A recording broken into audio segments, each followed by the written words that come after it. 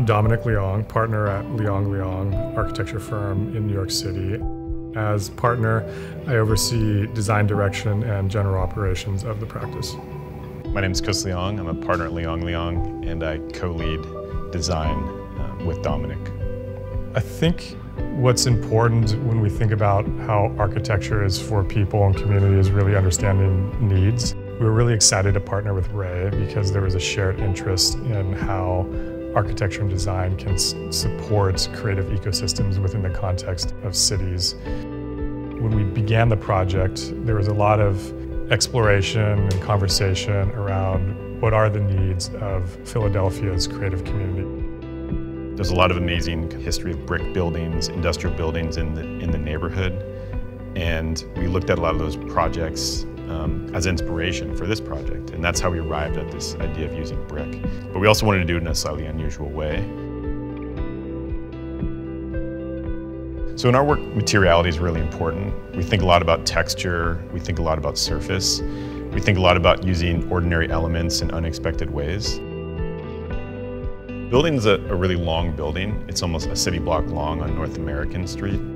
And it was really important for us to use brick because we felt it would really connect and feel contextual within the neighborhood. What we hope happens is that it feels like it meets the needs of now. It is both contemporary and contextual, but ultimately it feels timeless and becomes an enduring place within this neighborhood and this city. Given that it was a long facade, we wanted something that also had kind of depth and texture to it. So rather than using brick in the typical way with a kind of smooth surface, we really like the idea of splitting the brick to create this texture that would give it a tactility and a kind of depth up close. After we decided to work with brick on this project and do the split brick, we really looked at a lot of different types of bricks and different sizes, different shapes. We ended up on the red velour modular, which we really liked because of its color, the depth of its kind of color and how that related to the other buildings in the neighborhood. We tested the brick in our studio, did different kind of physical tests and did some mock-ups on the site in Philadelphia. One of the challenges that we faced was doing this at scale. So we reached out to Glen-Gery, and they were really instrumental in helping us think through how to take this idea and execute it. There's about 18,000 square feet of surface area of brick, which equals about 250,000 individual pieces. They helped come up with a process to both optimize the brick and the core holes, but also a saw cutting method to allow us to produce all these individual brick pieces with that split brick texture.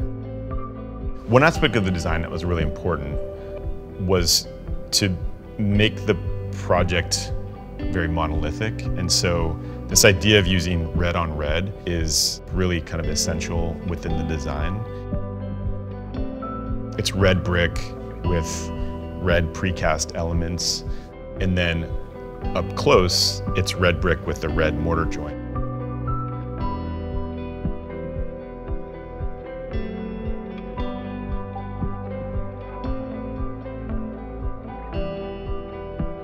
And so when we think about how architecture connects to people, we're thinking about giving presence to a community, giving presence to its inhabitants, and we think about how important it is for our cities to have a plurality of voices that can be expressed through architecture, because ultimately that just creates more richness that we all benefit from. There's such a diversity of human experiences and human needs, and our hope is that this project supports that diversity of people and individuals that live in this community.